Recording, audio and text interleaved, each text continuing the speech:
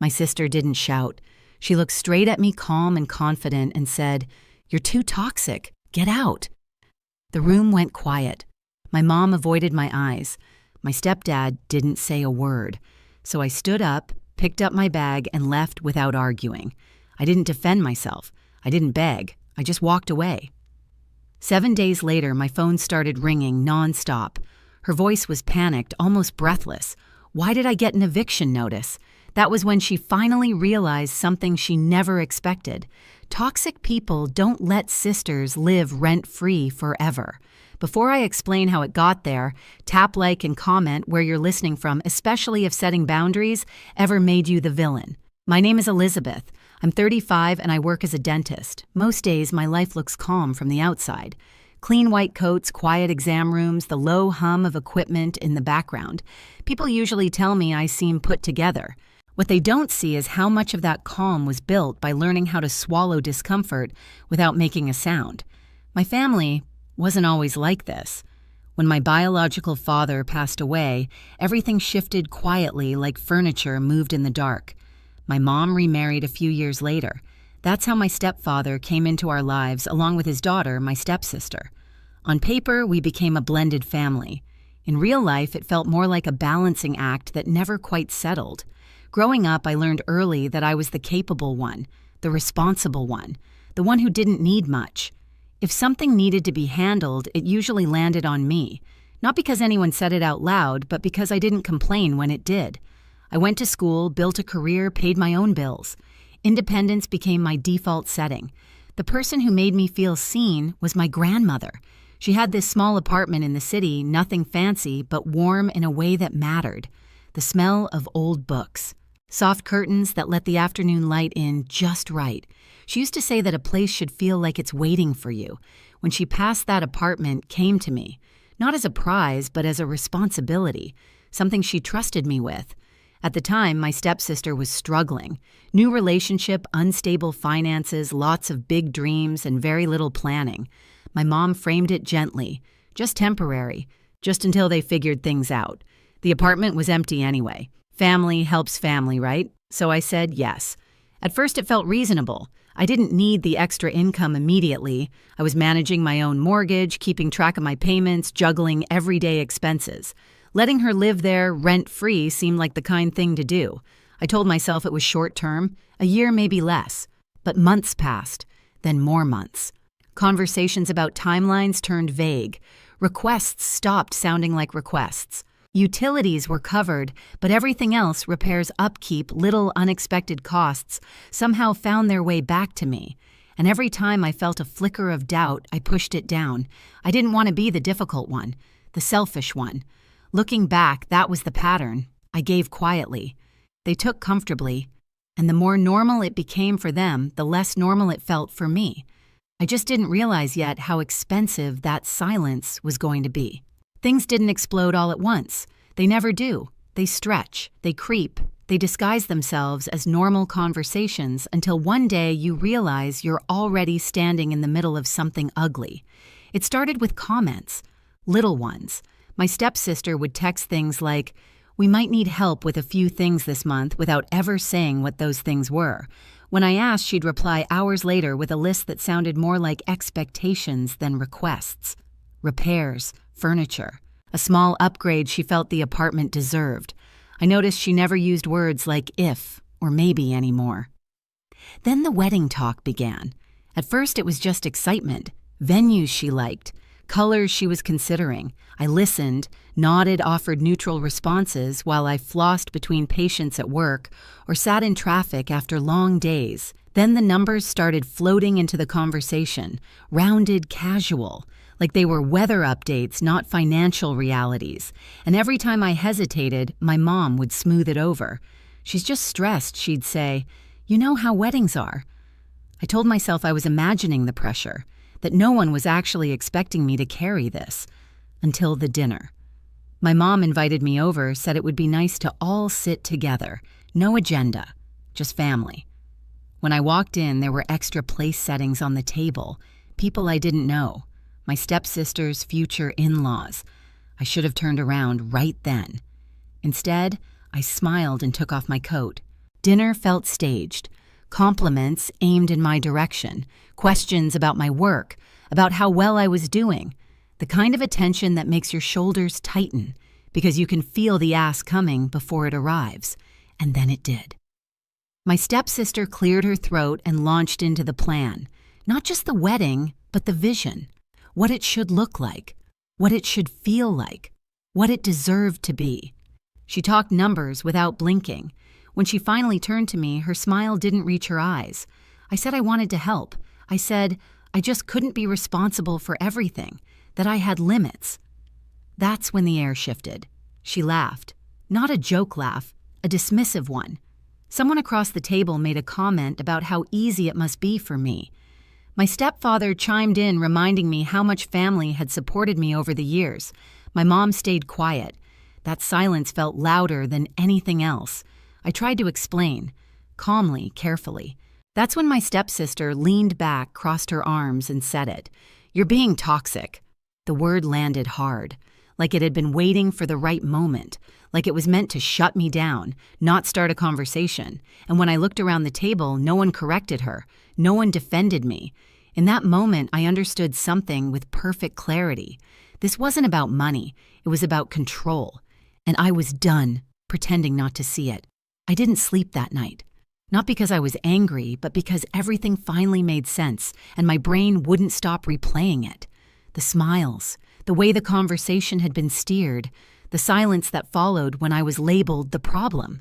I kept hearing that word in my head over and over like it had rewired the way they saw me. The next morning, I went through my routine on autopilot. Shower, coffee, keys. My reflection in the mirror looked the same, but something underneath had shifted. I wasn't hurt anymore. I was clear. For days, I didn't hear from anyone. No apology, no follow-up, just quiet. The kind of quiet that only exists when people assume you'll come back on your own, when they believe time will soften you into compliance. Instead, I started paying attention. I pulled out my notebook and listed what I'd been covering. Payments here, bills there, small things that added up over time. I wasn't spiraling. I wasn't plotting. I was just being honest with myself for the first time about how long this had been going on, about how normal it had started to feel to give without being asked, and how wrong that was. A few days later, I met with a lawyer I'd known casually for years, someone steady, no drama. We sat across from each other in a quiet office in the city, sunlight hitting the edge of his desk. I explained everything without embellishment. The apartment, the lack of any formal agreement, the dinner, the word that ended everything. He listened, then nodded. What he told me was simple, clear. I wasn't doing anything wrong by reclaiming what was legally mine. There were steps, notices, timelines. Nothing aggressive, nothing unethical, just boundaries on paper.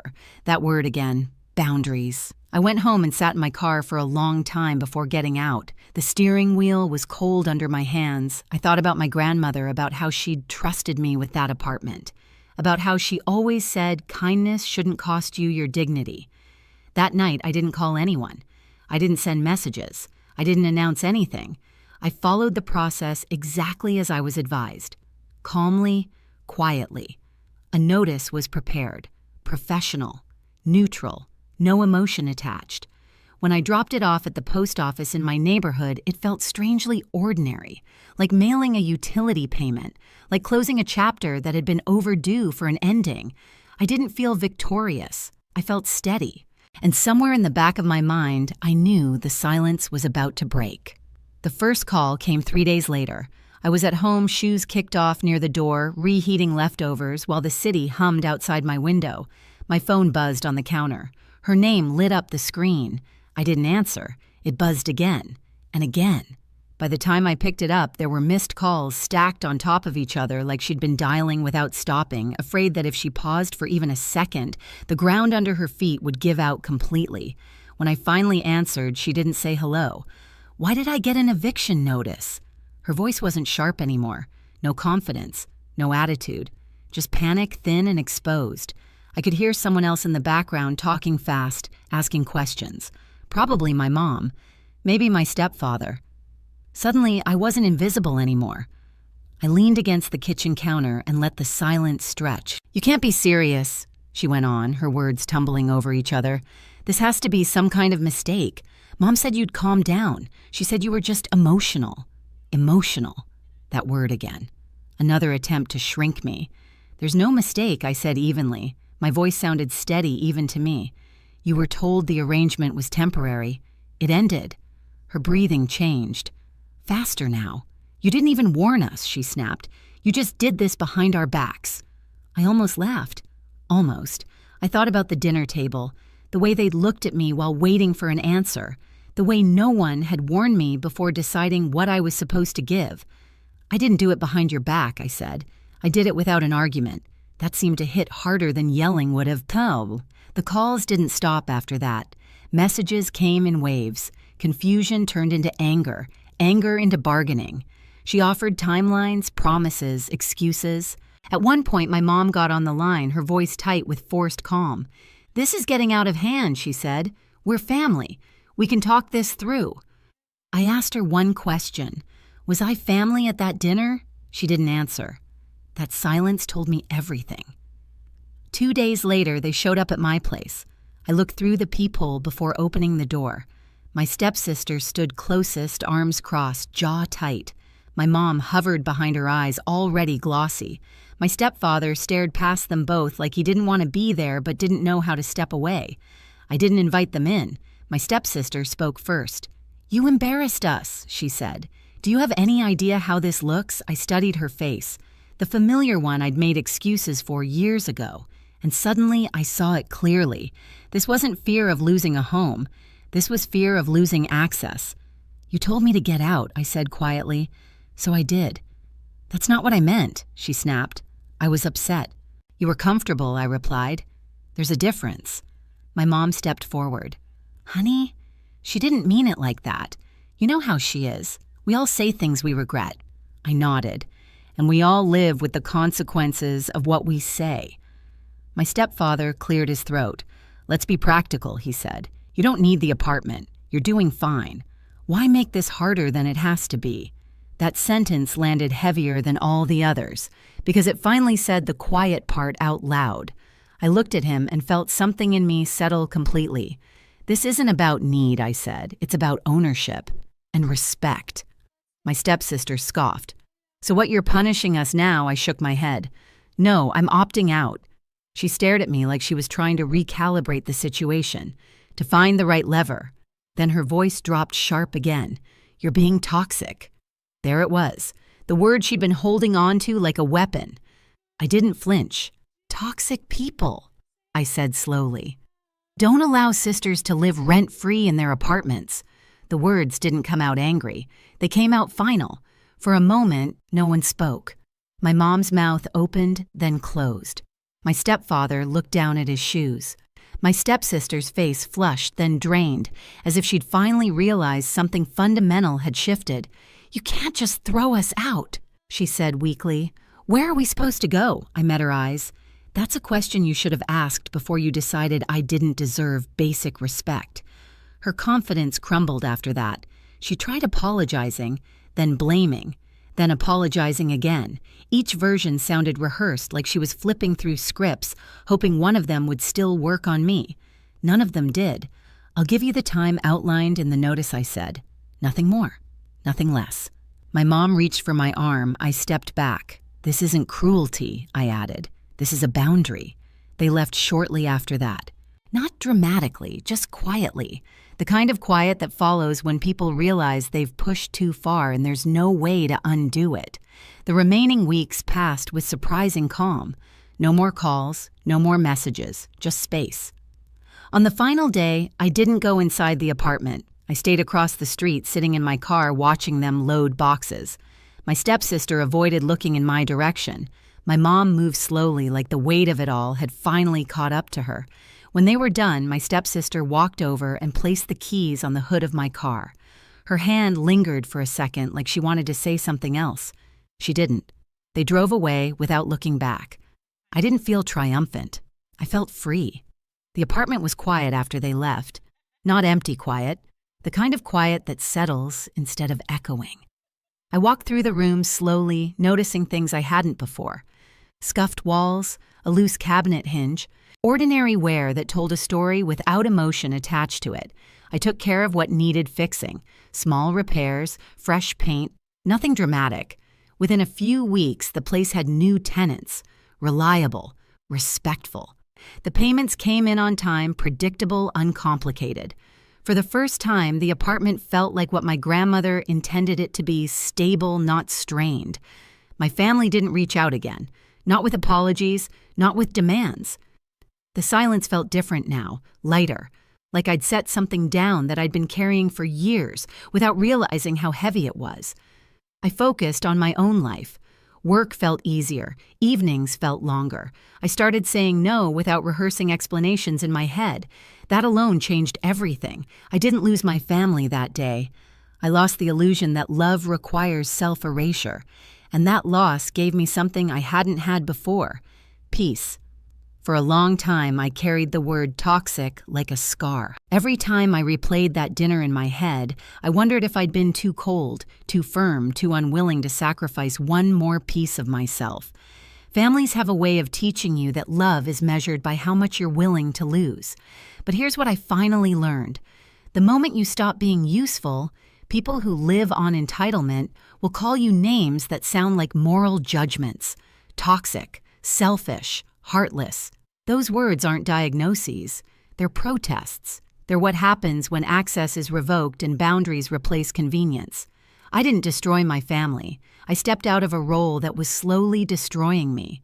Life is quieter now, not empty, just honest. I spend my time, energy, and money on things that grow instead of drain me. And the peace that comes from that is worth more than any approval I was chasing before. If this story feels uncomfortably familiar, you're not alone. Share where you're listening from and what boundary changed your life. It might help someone else feel seen too. And if you want more real stories about family betrayal, quiet revenge, and choosing self-respect, make sure you subscribe.